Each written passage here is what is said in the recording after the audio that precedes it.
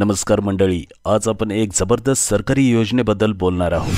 PPF म्हणजेच public provident fund ही एक अशी योजना आहे जिचे व्याजदर गेली 60 महिने 1% ही वाढलेला नाही, पण तरीही तुम्हाला 1 कोटी रुपये जमा करून देऊ शकते ही योजना। काय आहे यामागचं गणित, कसे मिळवता येतील हे फायदे आणि त्याचे नियम काय आहेत, चला सविस्तर आजच्या या व्हिडिओमध्ये आपण समजून घेऊया। समजून घेण्याअगोदर मित्रांनो, व्हिडिओ आवडला तर व्हिडिओला लाईक नक्कीच करा आणि असेच व्हिडिओ हवे असतील तर या चॅनलला सबस्क्राइब करायला विसरू नका।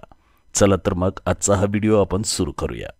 मित्रांनो, पीपीएफ म्हणजेच पब्लिक प्रोव्हिडंट फंड ही एक अशी लोकप्रिय योजना आहे जी नोकरदार आणि स्वयंरोजगार करणाऱ्यांसाठी सुरक्षित मानली जाते। सध्या जेव्हा इक्विटी मार्केटमध्ये अनिश्चितता आहे तेव्हा ही लॉंग टर्म सेव्हिंग योजना पुन्हा एकदा गुंतवणूकदाराचे लक्ष वेधून घेत आहे। पीपीएफमध्ये SIP सारखी सुविधा आहे, म्हणजेच तुम्ही एका आर्थिक वर्षात थोडे थोडे करून एकूण 1.5 लाख रुपये गुंतवू शकता। ही योजना 15 वर्षांनी पूर्ण होते। मात्र एक गोष्ट विचारात घेण्यासारखी आहे, ही योजना इतकी लोकप्रिय असून गेल्या 60 महिन्यांपासून 1% व्याज वाढलेले नाही। 1 जानेवारी 2000 रोजी पीपीएफवर व्याजदर 12% होता, पण आता तो केवळ 7.1% उरला आहे। म्हणजेच गेल्या 25 वर्षात व्याजदरांमध्ये तब्बल 5%ची घट झाली आहे। एप्रिल 2020 पासून आतापर्यंत पीपीएफवर 7.1% वार्षिक व्याज दिले जात आहे आणि या काळात इतर काही बचत योजनांमध्ये व्याज वाढवण्यात आले आहे।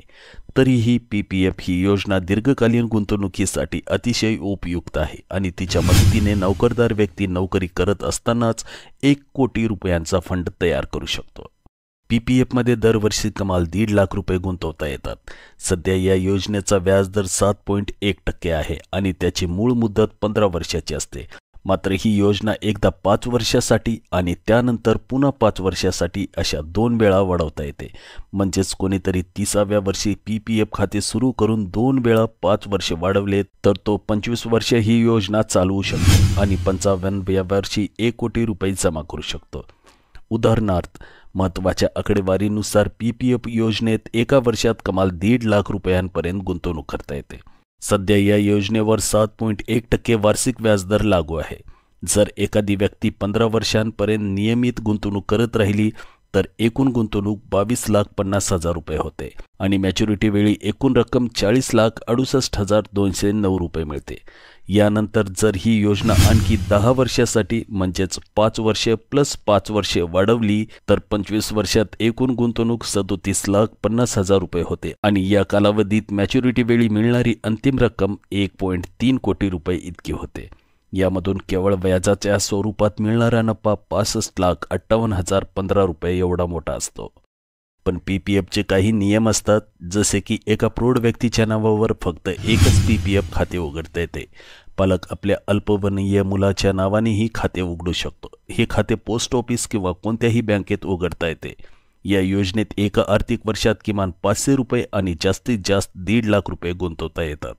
जर एखाद्या आर्थिक वर्षात किमान 500 रुपये जमा केले नाही तर खाते बंद केले जाते। मात्र बंद झालेले खाते पुन्हा सुरू करता येते, त्यासाठी किमान 500 रुपये आणि प्रत्येक डिफॉल्ट वर्षासाठी 50 रुपये दंड भरावा लागतो।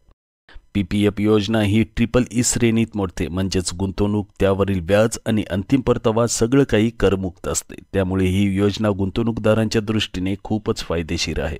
तर मित्रांनो, हाच होता पीपीएफ योजनेचा संपूर्ण आढावा।